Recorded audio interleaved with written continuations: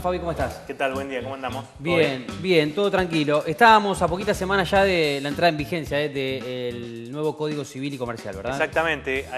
La cuestión es que esto cambia algunas cosas en la vida cotidiana y en el día a día. Por ahí uno lo ve como algo bastante distante de lo que nos pasa todos los días, pero nos vamos a tener que acostumbrar a que algunas cosas son diferentes. Claro. En la relación entre las personas, en la relación entre todos los argentinos, en cuestiones que son tan básicas como un alquiler, por ejemplo, o un matrimonio, o digamos, o un casamiento, cuestiones de familia. Cuestiones de familia y demás. Pero no nos vamos a extender mucho nosotros dos porque no sabemos nada. Nada, está claro eso, ¿no? Vos un poco más que yo, tal vez, pero... No te creas.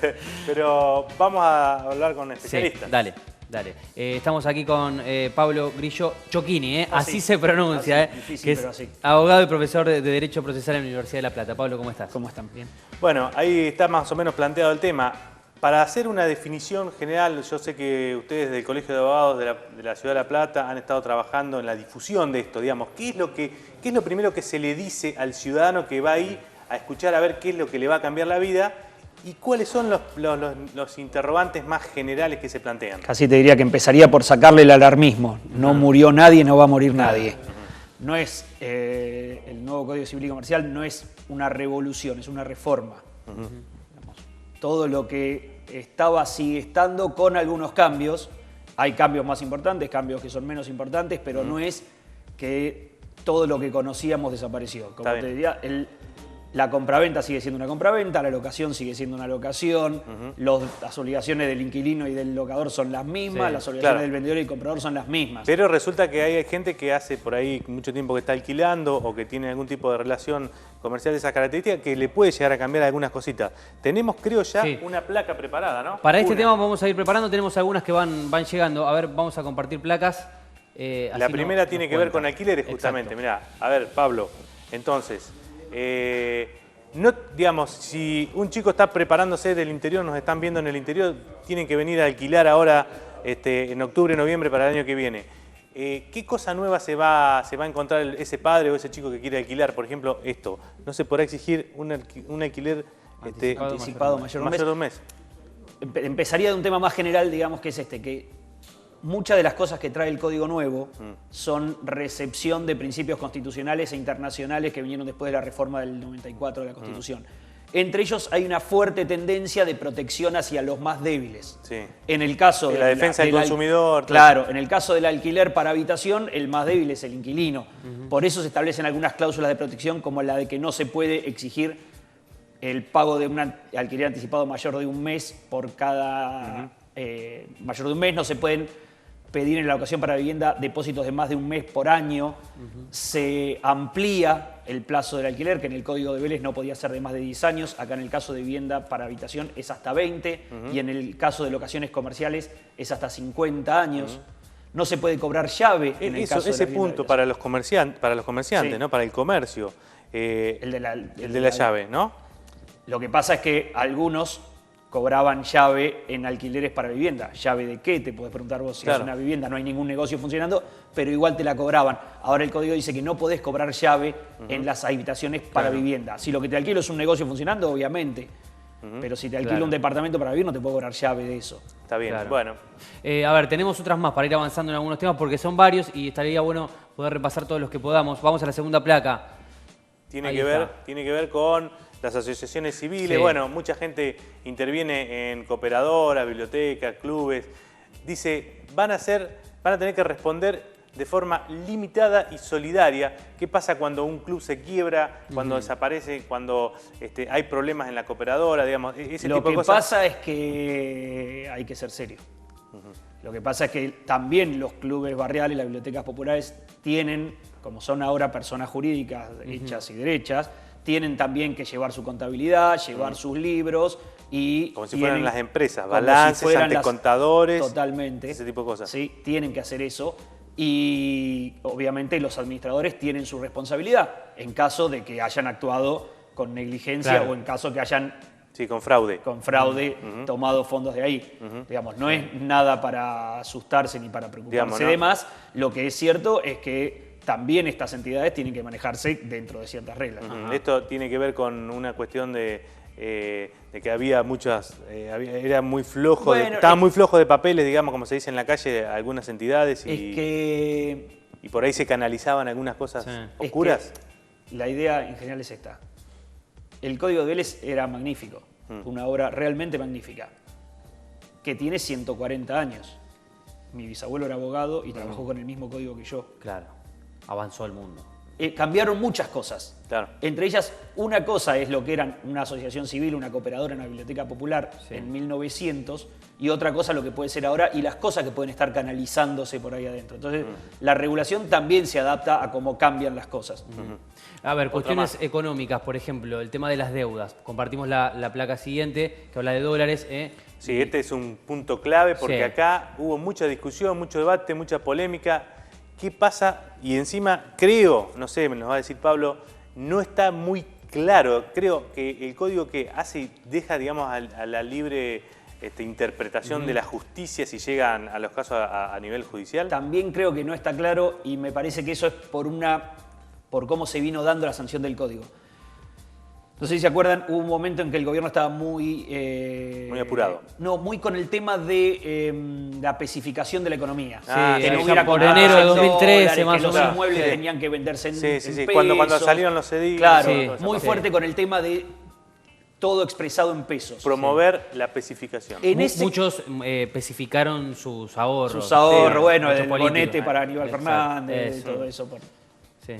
En ese sentido, justo el código había salido, el proyecto, con la misma redacción que el código Anterior. post ley de convertibilidad, Ajá. donde decía las deudas en dólares se pagan dando dólares. Sí. A lo cual muchos pusieron el grito en el cielo y dijeron, pero si justo el gobierno está diciendo que hay que especificar y vos me pones un proyecto que las deudas en dólares solo se pagan en dólares. Así es que se modificó ese artículo. Bien. Y quedó redactado de una forma un poco ambigua, que es que dice que las deudas pueden ser en moneda de curso legal o en moneda extranjera.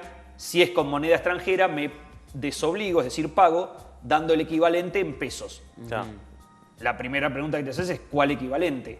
Ajá, Si claro. hubiera un mercado único y libre de Sí. cambio, ya sabemos cuál es el precio del dólar, creo Sí. que 9.11 hoy. Sí.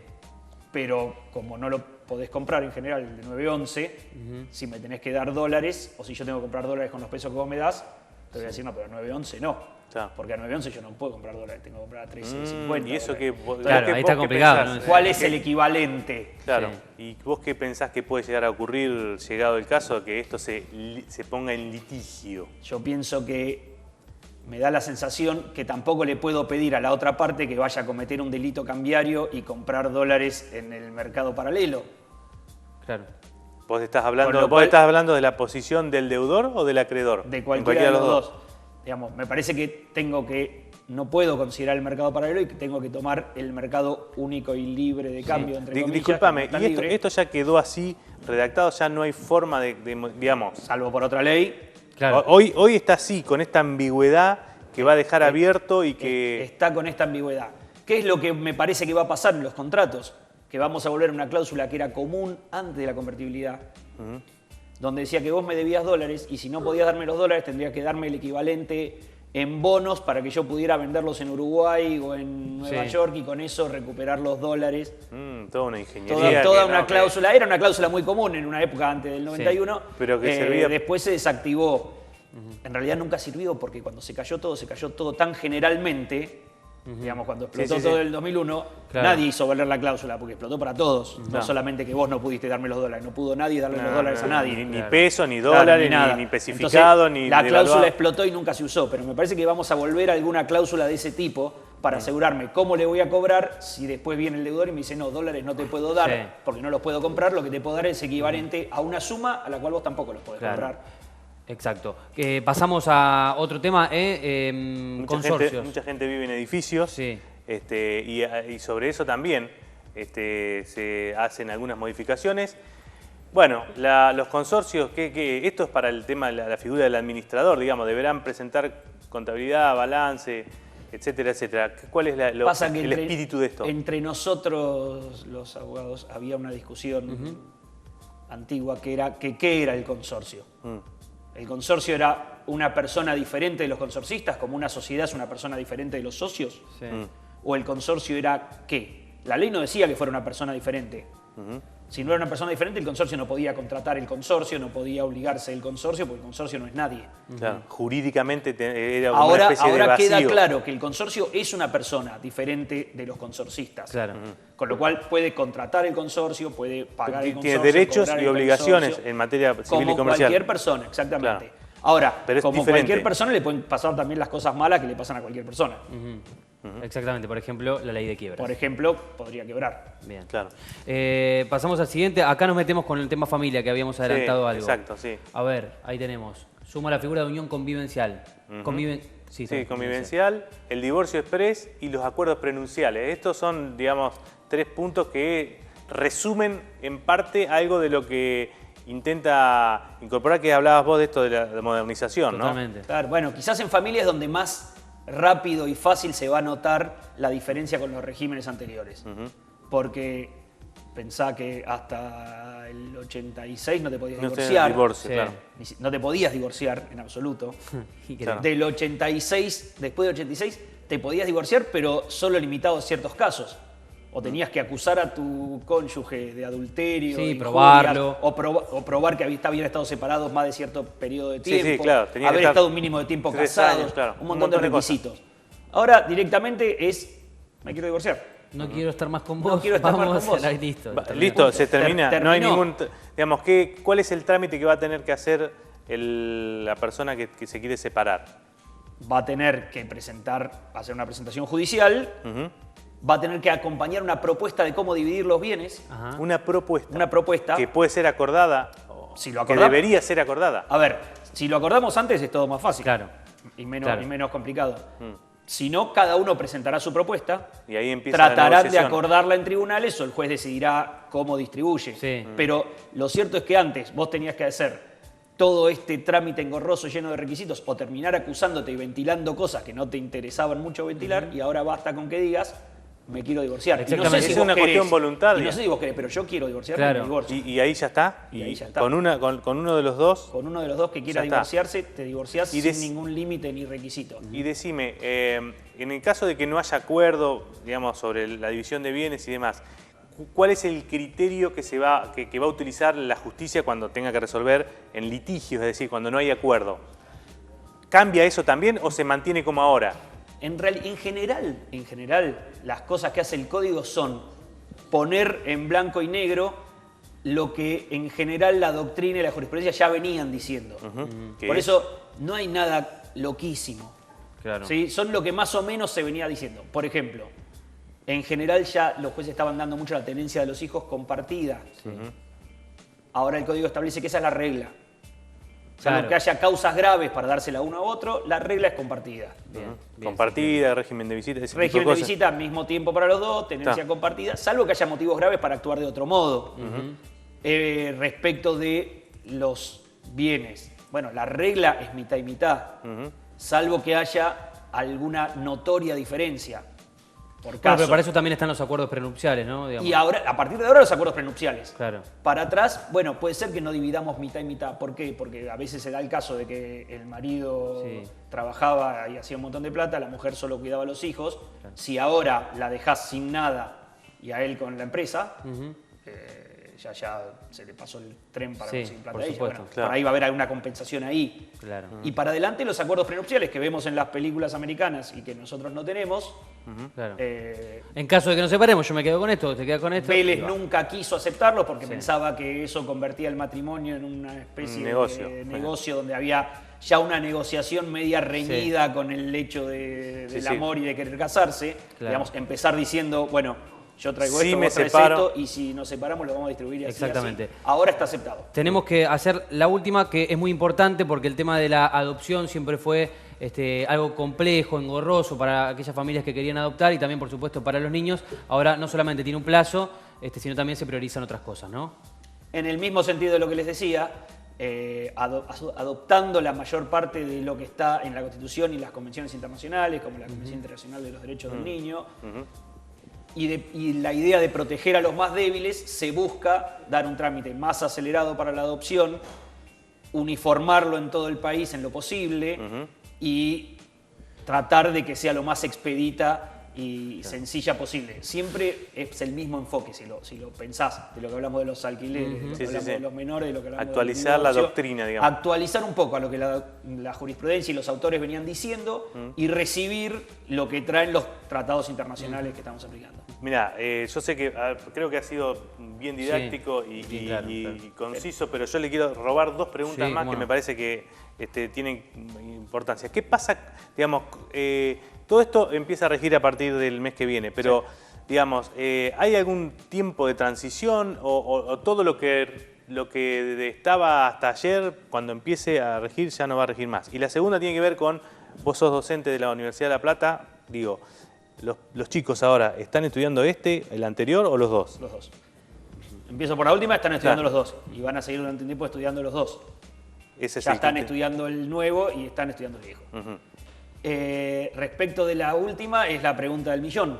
Claro, porque digo, por ahí a mí me va a convenir más regirme por... Aunque yo estoy, digamos, en una situación, en un alquiler, ponele. Empecé antes y voy a terminar después. Digo, es la pregunta del millón. De hecho, una de las autoras del código, la doctora Kemelmajer de Carlucci, acaba de publicar un libro solamente sobre ese tema. ¿Cuándo empieza a regir al nuevo y cuándo termina el viejo? Claro. No, la idea es, esto ya pasó en un punto. Claro. Porque cuando en el 68 hubo una reforma grande del Código Civil, que fue la ley 17.711, y estableció desde cuándo iba a regir, qué pasaba, a partir de cuándo se aplicaba lo nuevo y qué quedaba con lo viejo. El artículo 7 del nuevo código es igual que el 3 reformado por la 17.711. Quiere decir que no hay mucha novedad para los abogados. Para explicarlo en este contexto es un poco más complicado. Claro, bueno, pero está contemplado, digamos, y que... Está contemplado en el artículo 7 digamos, del si alguno tiene alguna duda puede consultar a un abogado y demás y más o menos va a tener una respuesta. Está contemplado en el artículo 7 del proyecto. Para el que tenga alguna duda, consulta para un abogado. Para el abogado que tenga alguna duda, consulta el tratado. El tratado de Borda, el comentario del artículo 3 del Código Civil, según la 17.711, es lo mismo. Bien, Pablo, gracias. No, de nada. Muy amable. Fabi. Bueno, me parece interesantísimo. Sí, además seguramente vamos a tener que convocarlo de nuevo porque cuando empiecen a aparecer, digamos, los primeros casos judicializados que estallen en los medios o que estallen en alguna resolución, tenemos que apelar a un especialista. Guardate el teléfono. Gracias, Fabi. Nos vemos.